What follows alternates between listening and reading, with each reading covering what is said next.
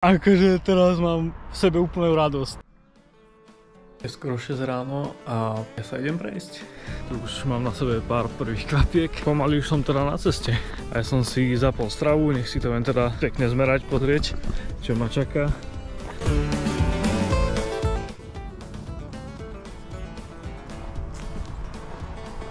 Tak už som za Sverepcom, to je taký dobrý začiatok. Ja teda popri kanáli pôjdem až niekde od Ladiec, takže zatiaľ iba cesta, stále to isté. Tak moje ideálne počasie, aké som chcel na túto cestu, trať, alebo ako to nazvať, začína sa prejavovať. Rozpršalo sa mi pekne, tak uvidíme, či to bude iba taká prehánka alebo silný lejak. Ale asi sa idem obliecť, nech úplne nezmoknem.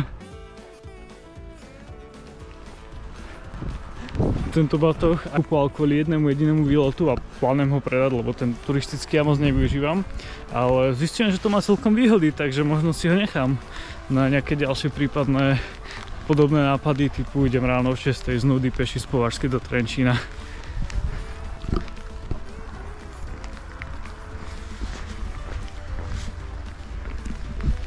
Ešte, že mám v batohu aj drona, ktorého teraz síce moc nevyužijem, ale tak možno v Trenčíne sa ukáže slnečko a tam, čo si polietam, uvidíme.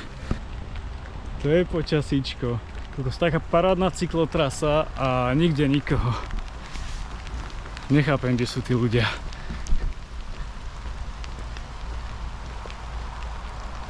Tak ja som tú parádnu cyklotrasu zariekol, lebo to fakt nebol až taký veľký kus. A teraz tá cyklotrasa, no pokračuje síce, ale pokračuje už takto, čo už je iba tá normálna asfaltka a vyzerá byť pekne neudržiavaná.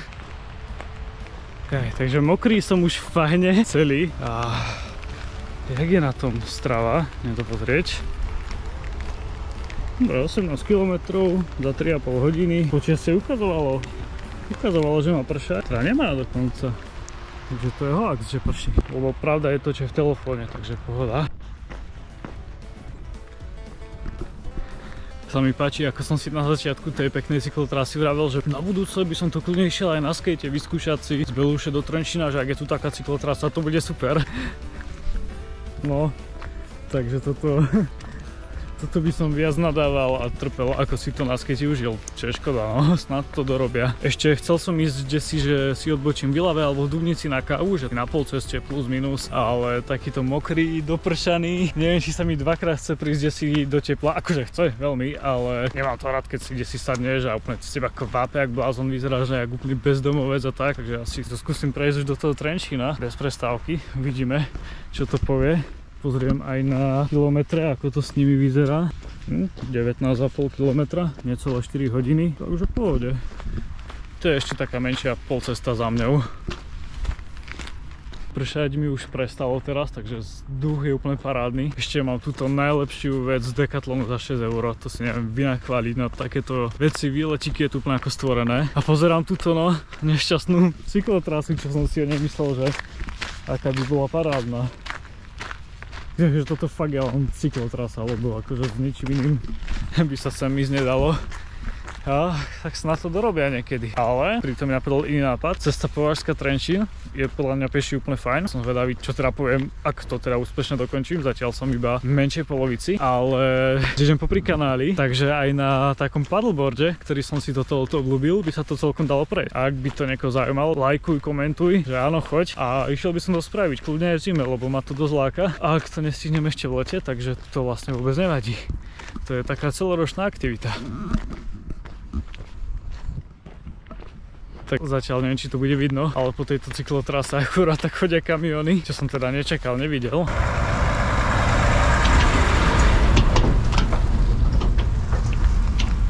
Kokot, ale to smrdelo riadne, fuj. Puchovčana, ale nie, srandujem, mám rád puchov. A keďže mám pokazaný konektor na nabíjanie, tak a mám slabú baterku, takže musím nabíjať bezdrátovo. A to takouto koťuhárnou som si vymyslel, priviazať to nejakou šatkou a snad to v tom batohu bude pekne držať. A tu som momentálne pri Ilave povedal som si, že ak som išiel popri Kype, tak idem teraz, tam je Kypa a tam je Kypa. Takže sa idem teraz prejsť si do mesta. Prejdem sa po Ilave, dám asi kávu a potom uvidím, či pôjdem zase pokračovať po hlavnej ceste alebo pôjdem ku kanálu, ale asi to vidím na ten kanál zase. Tak tuto sa za mňou brána mi mohla naznačiť, že tady to neprejdem. Akurát som vošiel iba tak do areálu nejakej firmy, kde po mne začali iba proste čudne pozerať všetci. A už som čosi šípil, že tu asi nemám byť. Tak som sa iba spýtal, že lebo však tá cesta je hneď za tou firmou, že či nemôžem prejsť, že asi aj plot preskočím. A oni, že nie, to vôbec, že to sa nedá, no. Takže sa začali idem stále asi teda popri ich kanáli, lebo no, všade sú tu firmy a neviem, či sa tam bude dať kde si prejsť. Kávička. Väčšinou mi stačí M-kové kapučino, ale teraz som to L-kové tak prihodil.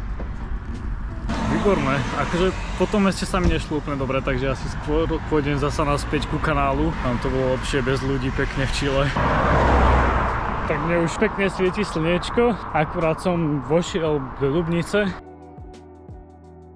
A akože už mi začína chýbať aj ten dážď.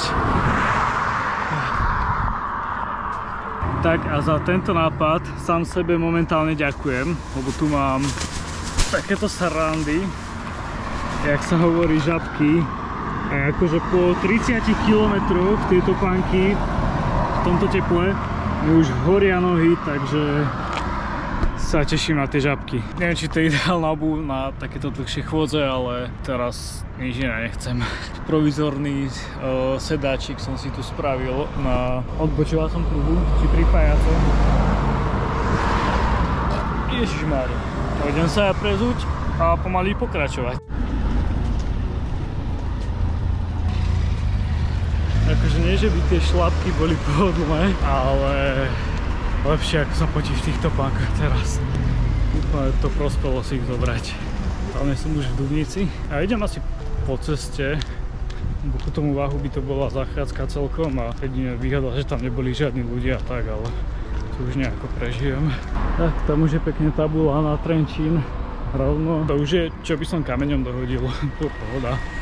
Tí nohy už pekné, akože po tých 30 km, akože toto je asi úplne normálka, vzdialenosť, keď ľudia chodia na túry do kopcov a tak, ale ja až toľko nechodím, takéto štreky, takže je to celkom zážitok. Ja už odchádzam z Dubnice, tam je cedula a keby bolo pekné, keby tu je chodníček.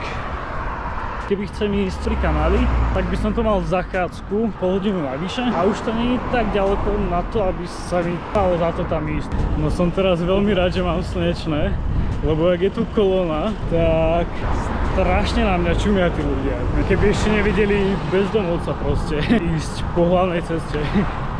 Keby to trošku lepšie premyslím, do budúcna budem vedieť, tak som si to mohol naplánovať tak, aby som vôbec nemusel ísť preč z toho kanálu a išiel by som iba tade, ale bolo to fajn zastávka na kávu v Ilave, ale asi by som neuškodil, keby tam nejdem, takže nevadí.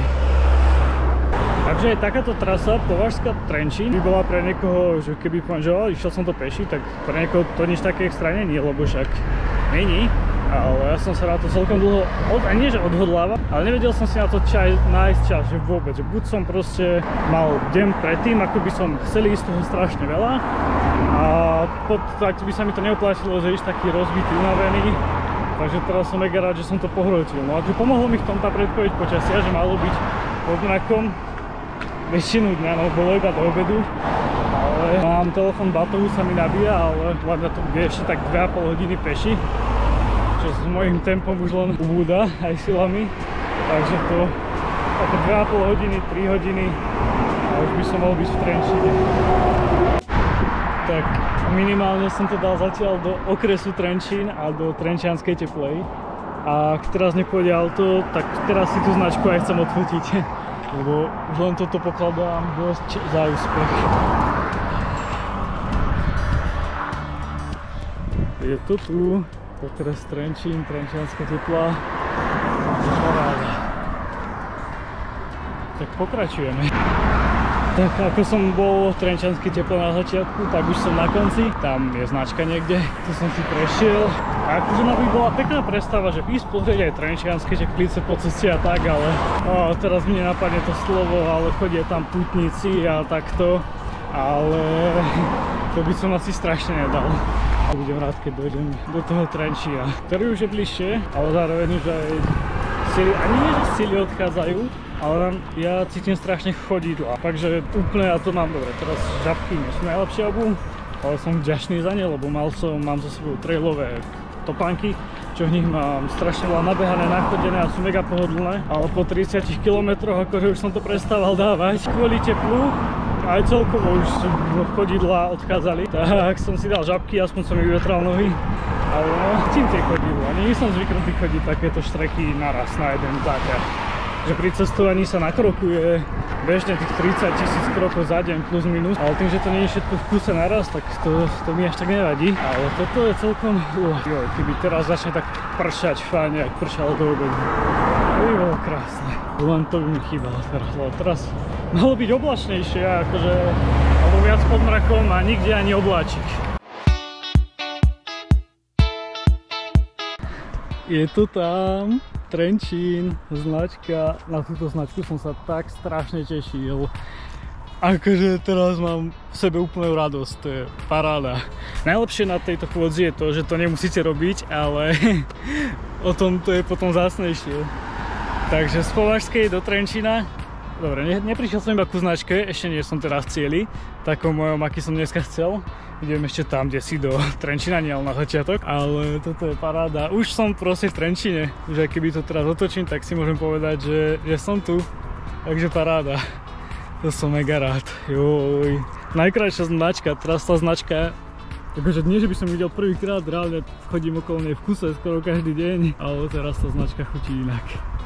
Takže Trenčín, úplne si vychutnávam ten pohľad na tú značku Trenčín, fakt to je paráda. A pozerám si teraz aj kroky, to bolo presne o 50 000 kilometrov, to bolo tak 40, skoro, necelých 40 kilometrov za 9 hodín. A ešte teda idem do centra, čo bude taká hodinka chôdze plus minus isto. Ale je to tam. Joj, akože toto som mega rád. Považská Trenčín na pešo odporúčam.